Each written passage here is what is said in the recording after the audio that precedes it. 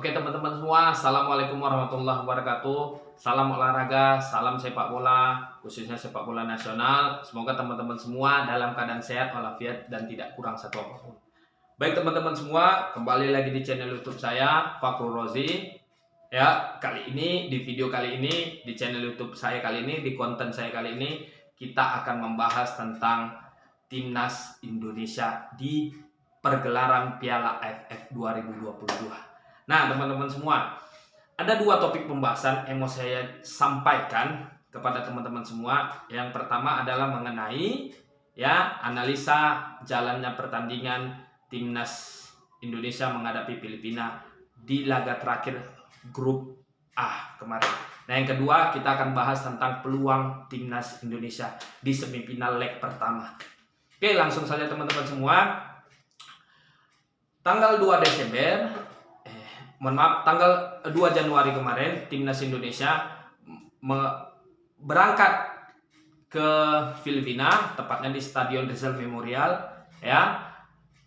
Timnas Indonesia menghadapi Filipina pada laga terakhir Piala AFF di grup A. Dengan skor akhir, Timnas Indonesia menang tipis 2-1, teman-teman semua.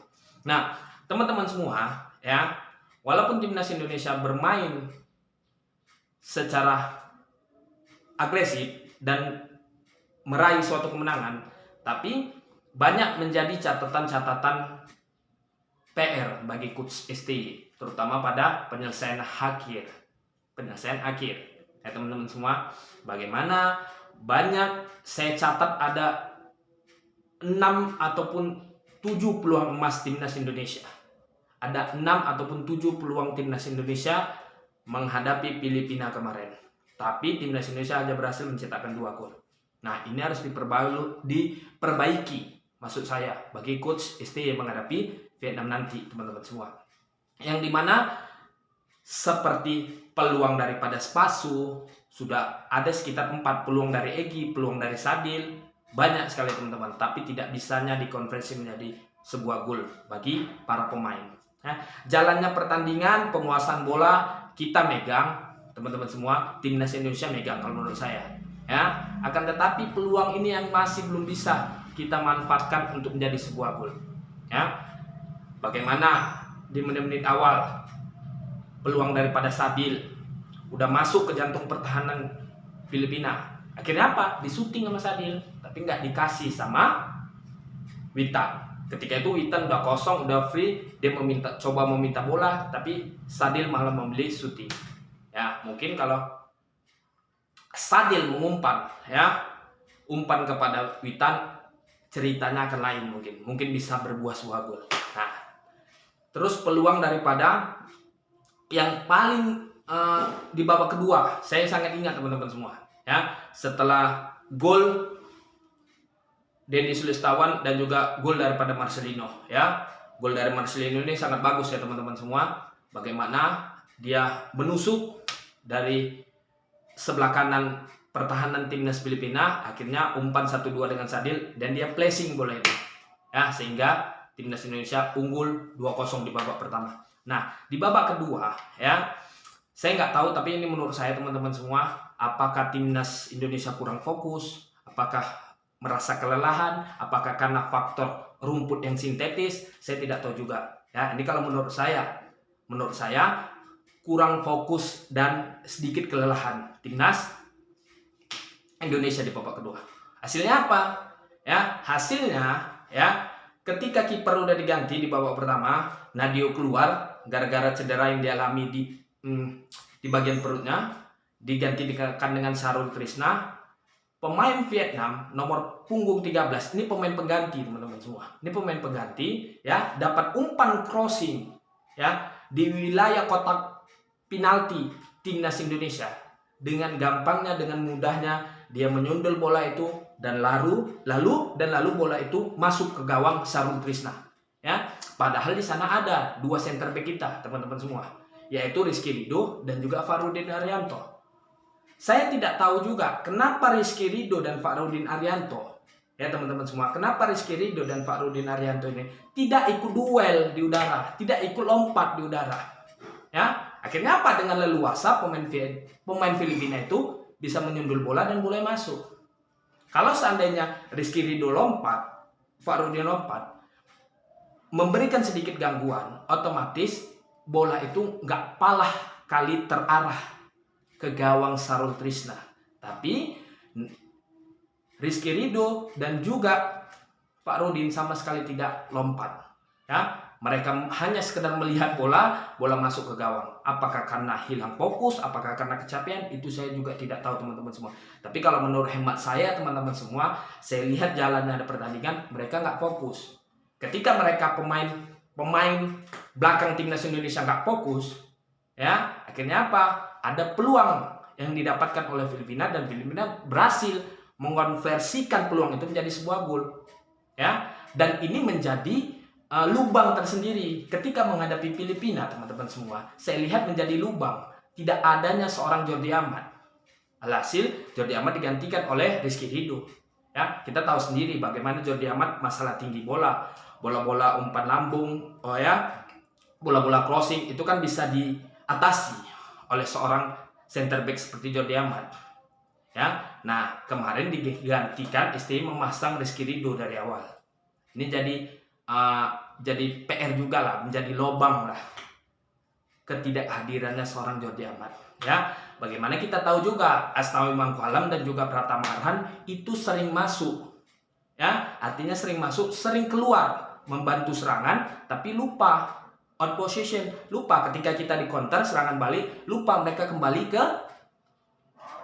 mereka lupa kembali ke posisinya. Alhasilnya ya terkadang Asnawi dan juga Pratama Arhan, bek kanan dan bek kiri kita telat menutup pergerakan daripada pemain Filipina. Nah, makanya Filipina berhasil mencetak 1 gol ke gawang Sarul Trisna. Nah, teman-teman semua, ya, kita sebenarnya bisa mencetak 1 gol lagi. Saya masih ingat peluang daripada kita melakukan counter, melakukan serangan balik, peluang daripada seorang Ricky Kabuaya. Bagaimana Ricky Kabuaya itu membawa mendribble bola ya dari tengah sampai udah mau mendekati kotak penalti Filipina. Dia masih dibawa juga sama seorang Ricky Kabuaya. Masih dibawa juga sama Ricky Kabuaya. Padahal spaso kosong di saat itu. Padahal spaso free pada saat itu. Tapi tidak diberikan umpan atau tidak diberikan bola itu kepada seorang spaso. Mungkin kalau seandainya Ricky Kabuaya tidak egois, berpikir tenang sedikit, berpikir tenang, tidak egois, ya, dia percaya kepada teman, dia berikan bola itu kepada Spaso. Mungkin Spaso bisa mengonversi peluang itu menjadi sebuah gol. Ya, teman-teman semua. Tapi apapun itu, ya, kita wajib hargai perjuangan timnas Indonesia yang udah berhasil, teman-teman semua, mengalahkan Filipina sehingga mereka bisa lolos. Nah, tapi kan ada PR juga, teman-teman semua. Ada PR juga tentang masalah finishing ini, teman-teman. Masalah finishing ini bagi coach STY. Ya, kita tahu, ya. Kita tahu semua, teman-teman semua, ya, di Indonesia, teman-teman semua. Di Indonesia, kita tahu semua kalau pemain bolanya dribble, ya, pemain bola dribble menggiring bola, melewati 1 pemain, 2 pemain, 3 pemain, 1 kampung yang dilewatinya, itu dikatakan pemain hebat dia. Ya, dikatakan pemain hebat. Nah, tapi kalau di luar negeri tidak, filosofi itu berubah, ya. Filosofi itu berubah. Bagaimana di luar negeri? Filosofi sepak bolanya adalah ketika kita bisa bermain secara tim, ya, bisa berkontribusi dengan kemampuan kita bisa berkontribusi dengan tim, kita bisa dengan tim, kita bisa mengayomi tim, dan juga kita bisa memberikan kemampuan terbaik kita untuk tim. Ya, karena pada dasarnya sepak bola itu dimainkan per tim, bukan per individu. Ingat, sepak bola itu dimainkan 11 lawan 11, bukan 1 lawan 11. Ya, nah ini yang menjadi persoalan bagi kita. Banyak, ya, saya lihat dari beberapa pertandingan timnas Indonesia, dari pertandingan pertama lawan Kamboja, pertandingan kedua lawan Brunei, dan pertandingan ketiga lawan Thailand, sampai pertandingan terakhir kemarin lawan Filipina, masih ada beberapa pemain yang mengutamakan keegoisannya, ya, maunya mau dribble bola aja, ya, padahal kawannya masih free. Mungkin ini bisa jadi PR tersendiri bagi coach STY, ya, Karena kita tahu sendiri teman-teman semua, sepak bola itu seperti yang saya katakan, dimainkan secara tim, ya, bukan diri kita individual. Bukan kita tidak boleh, ya, menunjukkan skill kita, bukan kita tidak boleh, ya, mendribble bola, bukan kita tidak boleh menshooting bola, akan tetapi yang perlu kita pahami adalah teman-teman semua, bagaimana kita bisa bermain secara kolektif, bisa bermain secara tim, ya. Jadi bermain secara tim itu penting, ya. Bagaimana Anda bisa meraih suatu kemenangan ketika Anda tidak bisa bekerja sama dengan tim yang Anda bela. Nah, oke teman-teman semua, baik teman-teman semua, kita masuk kepada pembahasan yang kedua, yaitu peluang timnas Indonesia. Ya, kita masuk kepada pembahasan kita yang kedua, yaitu peluang timnas Indonesia. Nah, timnas Indonesia teman-teman semua dipastikan lolos, ya, di grup A setelah mengalahkan Filipina 2-1.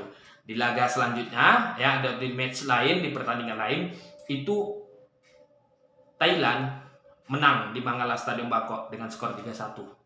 Ya, akhirnya Indonesia dan Thailand yang lolos ke babak semifinal. Di grup sebelah, grup B, ya, bagaimana Vietnam berhasil melumat, ya, Myanmar dengan skor 3-0. Nah, Harimau Malaya, ya, berhasil mengalahkan Singapura dengan skor 4-1. Akhirnya Singapura nggak lolos ke semifinal. Kalau tahun lalu Singapura lolos, tahun ini Singapura nggak lolos. Ya, Vietnam dan Malaysia lah yang menemani timnas Indonesia dan juga Thailand di semifinal. Di semifinal kita jumpa Thailand. Nah, ini gambarnya teman-teman semua. Saya ambil, ya. ST bakar motivasi timnas Indonesia jelang semifinal Piala AFF. Ya, kita berjumpa dengan juara grup daripada grup B, yaitu Vietnam. Malaysia berjumpa dengan juara grup A, yaitu Thailand. Ya, nah, kita akan menjadi tuan rumah pertama. Di leg pertama kita menjadi tuan rumah bermain di GBK, Stadion Gelora Bung Karno, yang insya Allah akan dimainkan pada pukul 4 sore. Itu hari Jumat, ya, 6 Januari. Nah, teman-teman semua, bagaimana kita bahas tentang peluang timnas Indonesia ketika menghadapi Vietnam nantinya. Nah, kita bahas dulu. Setelah laga menghadapi Filipina, STY mengatakan di konferensi, saya baca beritanya teman-teman semua, STY mengatakan di konferensi pers, ya, bahwasanya dia sangat tidak puas dengan kinerja daripada anak asuhnya, ya, terutama masalah finishing. Nah, pastinya kan setelah balik dari Filipina, ya, STY sudah bisa membakar motivasi anak asuhnya agar bermain melawan Vietnam tidak membuang-buang peluang, tidak menyia-nyiakan peluang. Nah, karena kita tahu sendiri teman-teman semua, ya, ketika nanti bermain di Gelora Bung Karno, walaupun kita dihadapkan dengan ribuan supporter kita, ya, kita jadi tuan rumah pertama di semifinal leg pertama ini, tapi ini timnas Vietnam. Saya katakan teman-teman semua, ini timnas Vietnam. Kalau kita bicara secara di atas kertas, ya, kualitas kita masih di bawah timnas Vietnam. Kalau bicara kualitas, ya, timnas Vietnam itu lebih unggul daripada kita. Kita bahas kualitas, pola permainan, dan juga segi pemainnya, ya, timnas Vietnam itu lebih unggul daripada kita. Akan tetapi, ya, sulit bagi kita pastinya untuk mengalahkan timnas Vietnam. Sulit bukan berarti nggak bisa, kan? Ini harus digarisi dulu teman-teman semua. Sulit bukan berarti tidak bisa, ya. Timnas Vietnam itu kuat, bukan berarti tidak punya kelemahan. Sulit bukan berarti tidak bisa, kuat bukan berarti tidak punya kelemahan. Nah, ada juga, ya, kelemahan daripada timnas Vietnam. Nah, ini harus kita manfaatkan. Cara memanfaatkannya apa? Cara memanfaatkannya adalah, satu, kita pergunakan speed kita, kecepatan daripada pemain-pemain kita, terutama sayap kita. Ada Sadil, ada Witan, ya, yang mungkin nantinya insya Allah akan dimainkan, ya. Dan juga di sana di tengah mungkin ada Maklok yang bisa mengalirkan bola atau memanjakan para striker-striker kita. Apakah nanti Spasu yang akan dipasang, apakah Dendi, ya, apakah M. Rapli, nah, kita belum tahu juga, ya. Nah, yang kedua adalah bagaimana kita tidak melakukan kesalahan-kesalahan, terutama kesalahan passing, kesalahan operan, dan lain sebagainya. Kenapa? Karena riskan, ya, karena ini berbahaya. Ini berbahaya bagi lini pertahanan kita, teman-teman semua. Ini berbahaya bagi lini pertahanan kita.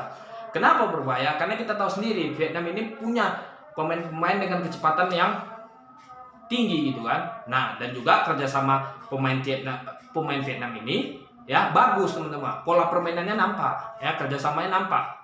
Nah, ini kan harus segera kita antisipasi, terutama lini pertahanan kita. Yang mudah-mudahan ya kalau insya Allah Jordi Amat di semifinal leg pertama segera main. Ya, tapi kita harus tetap berhati-hati juga para lini pertahanan kita, Farudin Ardianto, Asnawi, Pratama Arhan, Arus, ya.